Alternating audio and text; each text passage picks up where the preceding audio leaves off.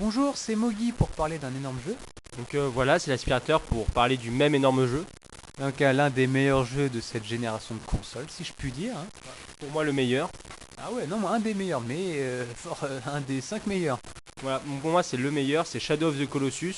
Donc un jeu fait par les mêmes mecs qui avaient fait Ico déjà avant. Donc c'est Fumido Ueda. Donc, désolé pour mon japonisant très mal prononcé, mais je crois que ça s'appelle comme ça. Et c'est lui, ouais, qui a œuvré sur Ico.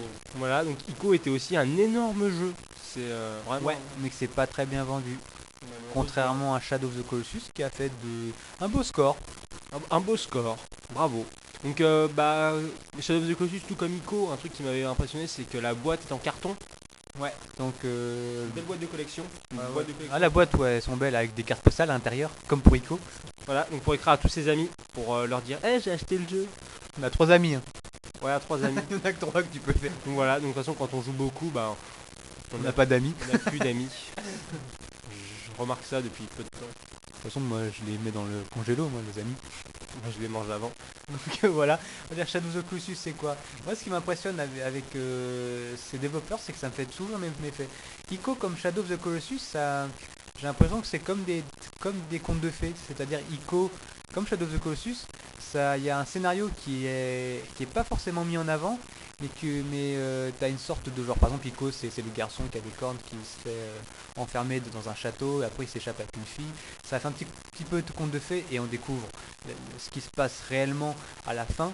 Shadow of the Colossus, c'est exactement la même chose. Le scénario, c'est le Branda, ça s'appelle comme ça, le héros, qui part avec sa belle entre les bras, qui est morte, qui va dans le sanctuaire pour essayer de la sauver. Avec l'épée maudite en fait qui lui permettra justement d'aider une voix en fait, donc Dormine, la voix en fait du temple. Ouais. Qui lui permettra en fait de refaire revivre sa compagne. D'ailleurs, Dormine avait une voix très très glauque. En fait, c'est mystique. ouais, Mystique. Dormine en fait c'était bizarre parce que déjà pour ce jeu, et la langue utilisée, c'est une langue complètement inventée. Comme pour Ico, c'est exactement la même langue d'Ico. Ce qui nous fait dire que le jeu se passe probablement dans le même univers qu'Ico. De toute façon, la fin du jeu, donc je ne spoilerai pas. Spoiler, comme j'ai dit. Donc je ne dirai pas ce qui se passe.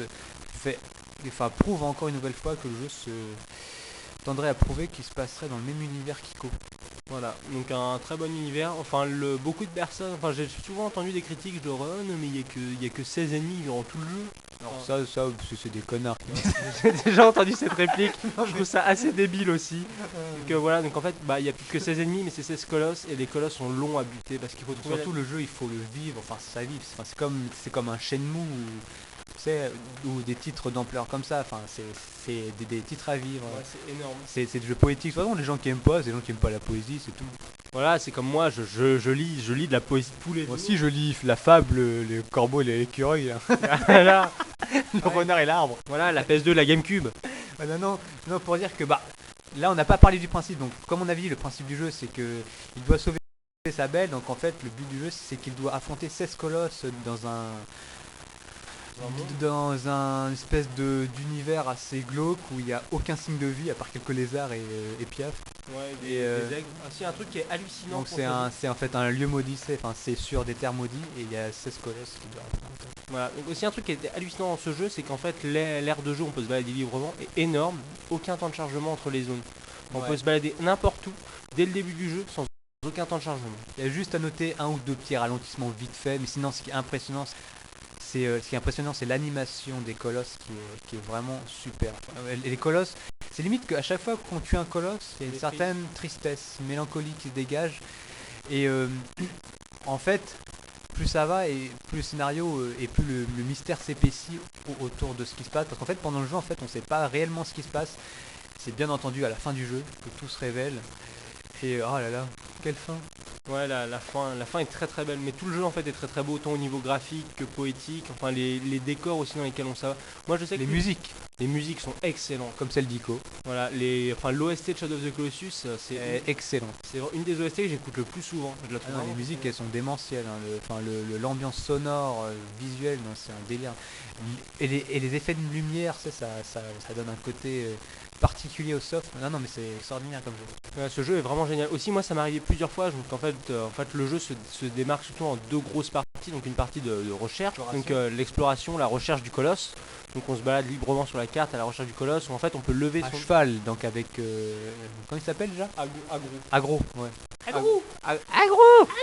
Donc en fait, agro en fait, donc c'est le cheval. Le cheval est extrêmement bien modélisé. Modélisé, ouais. On dirait vraiment, il est même encore mieux fait que dans le Zelda 64 Ocarina of Time, qui Voilà. était déjà Epona.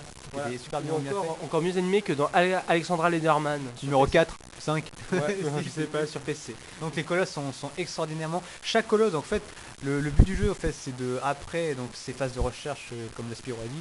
Après, il faut donc une fois qu'on a trouvé le colosse se réveille et après il faut trouver un point d'accès pour grimper sur le colosse ou pour le faire.